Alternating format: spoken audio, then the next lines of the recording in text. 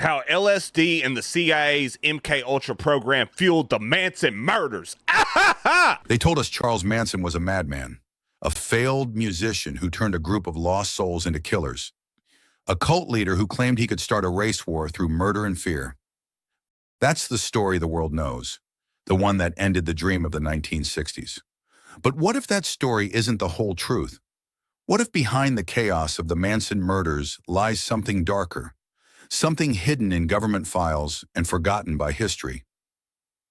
This is the Crime Archive. Subscribe and step into the shadows of the past, where nothing is ever as it seems. In August 1969, Los Angeles was gripped by terror. Actress Sharon Tate, 8 months pregnant, was found murdered along with 4 others in her Benedict Canyon home. The next night, supermarket executive Leno LaBianca and his wife Rosemary were slain in their house across town. So what did Manson do, man? Is he just pick out like high profile people? W. Mikey Poo? Hell yeah. What did he do? Just pick out like high profile people and just fucking send people in there to get rid of them? Or did he, was it just kind of like at random? Who keeps deleting Alan's comments? Was it just at random and then he fucking, I'm trying things? Oh, okay. But anyway, was it just at random or was it just at random or was he just fucking, was he like deliberately picking out high profile people? It wasn't random. So it was calculated then. That's creepy. Why like a supermarket executive? The killers, members of a strange commune led by Charles Manson, a drifter who preached about an apocalyptic race war he called Helter Skelter, borrowing the term from a Beatles song. Manson, though not physically present at the Tate or LaBianca murders, was convicted of orchestrating them. The prosecution painted him as a manipulative guru who brainwashed his followers through drugs, sex, and fear. The media devoured the story. America saw him as the devil, a hippie-turned-murderer, proof that the counterculture had rotted from within. And with that, the 1960s, the era of peace and love, came to a bloody end. 3 decades later, journalist Tom O'Neill was assigned to write a simple anniversary piece about the Manson murders, a 500-word article about their cultural impact. It should have taken a month. Instead, it consumed the next 20 years of his life. In his groundbreaking book, Chaos, Charles Manson, the CIA, and the Secret History of the 60s, O'Neill uncovered disturbing questions. When was Ted Bundy? Was he in the 70s? Ted Bundy in the 70s, is that when he was doing what he was doing? I'm pretty sure. Or was he in the 60s? According to Google, he killed random people in high-profile Hollywood stats driven by the Helter Skelter race war. That's terrible. Guess who is alive? He legit spent 20 damn years, bro. Probably because of the area. Howdy. What's going on, brother? Bundy was 74 to 78. So I think the way it goes is like when people say it, they're like, Manson ruined the 60s, Bundy ruined the 70s, and Dahmer ruined the 80s or 90s. It was one of the two. I know Dahmer was caught in the 90s, but I think I'm pretty sure like his span of shit went through the 80s, so they claim that he ruined the 80s or some shit. 20 years researching, heading to dinner with my old lady. Hell yeah. It's her birthday. Tell her we said happy birthday, oh son. But yeah, anyways, Manson ruined the 60s, Bundy ruined the 70s, Dahmer ruined the 80s or 90s. That's usually how it goes. Bundy confessed to 30 homicides. Yeah. Some of them he confessed to. I don't think they ever like actually found the person. I don't think he ever actually told them where they were, which is like fucked up. She grinned and shook her head. Not just about Manson, but about how his story was built. Court records disappeared, witnesses changed their statements, parole reports were edited, and key figures in Manson's orbit seemed to have connections to government research projects and intelligence agencies. This was no longer just a crime story. It was a story about power, secrecy, and manipulation. The curious leniency of Charles Manson. Before the murders, Manson was already a criminal, a repeat offender with a long record of theft, fraud, and sexual assault. By the 1960s, he had spent most of his life in prison. Yet when he was released in 1967, something strange happened. Despite repeated parole violations, drug charges, stolen cars, underage girls, Manson was never returned to prison. His parole officers seemed unusually forgiving. O'Neill discovered that Manson's parole officer, Roger Smith, wasn't just any bureaucrat. Smith was deeply involved in drug research at UC Berkeley, funded by agencies linked to MKULTRA, the CIA's top-secret mind control program. Why would a parole officer connected to government drug experiments protect a violent ex-con? Dahmer was 1978 to 1991. Yeah, that's why they said that he ruined the 80s, because the other ones had already ruined the 60s and 70s and shit and blah, blah, blah. As far as like this right here with the MK Ultra and whatnot, chances are, if this is factual and they was like strangely forgiving to let him go, I bet it was a test run. They took the MK Ultra and like tested it on him. It was like, oh, he's fixed, you know, whatever. And instead of being fixed, he was just like, you know, he just learned from it, which is really creepy. Convict who was distributing LSD to vulnerable young people? No one could answer, but the pattern was undeniable. MKULTRA in the science of control.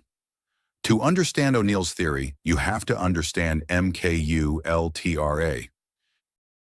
It was a clandestine CIA program active from the early 1950s through the 1970s, designed to study mind control, hypnosis, and psychological manipulation. The agency experimented on thousands of people, often without their consent, using LSD, electroshock therapy, and sensory deprivation. At the center of these experiments was Dr. Lewis Jolly West, a psychiatrist who worked on both military and intelligence research.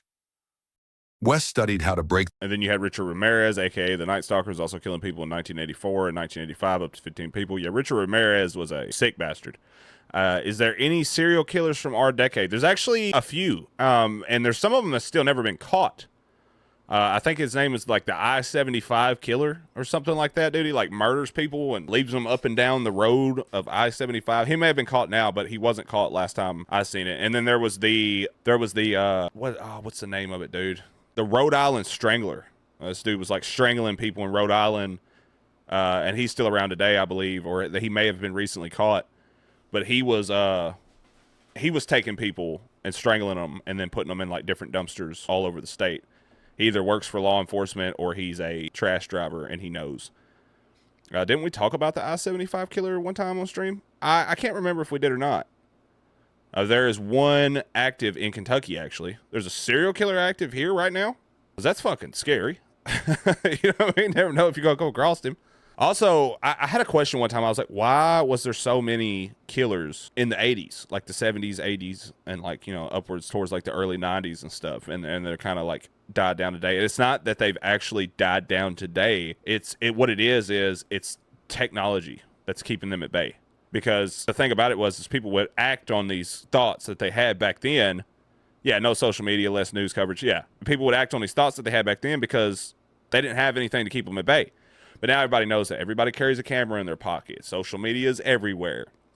You slip up, make one mistake, dude, you'll be seen on the other side of the world in 15 minutes, if that. Immediately, like instantaneously, you could be seen on the other side of the world. Every business's cameras now, dude, are like real high definition and shit. I am the Kentucky killer. Shit. Like, you know, it's just law enforcement. What is it? Law enforcement also tend now not to make it known and give them the title of a serial killer. Yeah, crawfish boy. Yeah, and law enforcement too. They have much easier ways of catching serial killers now. They've pretty much perfected that profile building shit on serial killers. They have, you know, DNA databases now that they can research. People that are incredibly intelligent that law enforcement can use at the drop of a hat that'll get inside of the minds of these type of people and could pretty much pick them out of a lineup, you know. Crawdaddy, man, I'm coming after you, Pookie. I'll be waiting, Ocean. The human mind, how to erase identity and rebuild it through suggestion and trauma. And as O'Neill discovered, Dr. West's research overlapped with the world Manson lived in. He ran a violence prevention center in Los Angeles, not far from where Manson and his followers operated. He studied hippies, drug users, and the effects of LSD on social behavior. Could it be coincidence? Or was Manson, knowingly or not, part of a larger uncontrolled social experiment? The Manson family and the counterculture experiment. The late 1960s were a laboratory of revolution. Young people were rejecting authority, experimenting with drugs, and questioning every institution that once defined America. It was a perfect environment for psychological experimentation. Manson's followers mostly young women from stable, middle-class families, were transformed into killers through a blend of drugs, isolation, and emotional control. This pattern mirrored techniques used in behavioral conditioning and psychological warfare. Well, it's a AI voice, though, son. That's probably why it's driving you insane. Like I said, whenever it's an AI narrator, it doesn't bother me. The only time it bothers me is when like the complete video is like a Sora video, like a fucking AI generated video. That's what drives me insane. Precisely what MKU LTRA was studying. O'Neill found hints that several figures around the family had connections to intelligence work or experimental psychiatry. The overlap was too consistent to ignore, but too incomplete to prove. The Manson murders didn't just kill people. They killed a cultural movement. The dream of peace, love, and rebellion was replaced with fear, paranoia, and mistrust. Suddenly, every hippie was a potential threat, every commune a cult, and the government, once the enemy of the counterculture, became its savior. The media's frenzy over Manson reshaped public opinion. Just as the Vietnam protests, the Black Panther movement, and anti-establishment voices were reaching their peak. In one summer, the summer of love turned into the season of fear. It's hard not to wonder, was Manson simply a madman who destroyed a movement? Or was he the perfect scapegoat? Why is it always real short people that cause like massive chaos? Because like fucking Napoleon Bonaparte was short as shit too, dude. Little wiener syndrome. Motherfuckers like real short and they're like, you know what? I'm just gonna I'm mad about it. I'm gonna fuck a bunch of stuff up. For a system that wanted that movement destroyed. After 2 decades of research, Tom O'Neill admits he found no smoking gun. No direct proof that Manson was a government asset or a CIA subject, but he found questions that remain unanswered. Why were key documents sealed or destroyed? Why were Manson's associates protected despite repeated offenses? And why did the same psychiatrists who studied mind control appear again and again in his orbit? O'Neill's conclusion was humble but haunting. If Manson wasn't part of something bigger, then a lot of people went to a lot of trouble to make it look that way. Half a century later, the Manson murders remain a wound in American history. They mark the death of the 1960s dream and the birth of a darker America. Whether or not Charles Manson was a product of CIA experimentation, his story reveals a timeless truth, that power, when hidden behind ideology, can twist reality itself.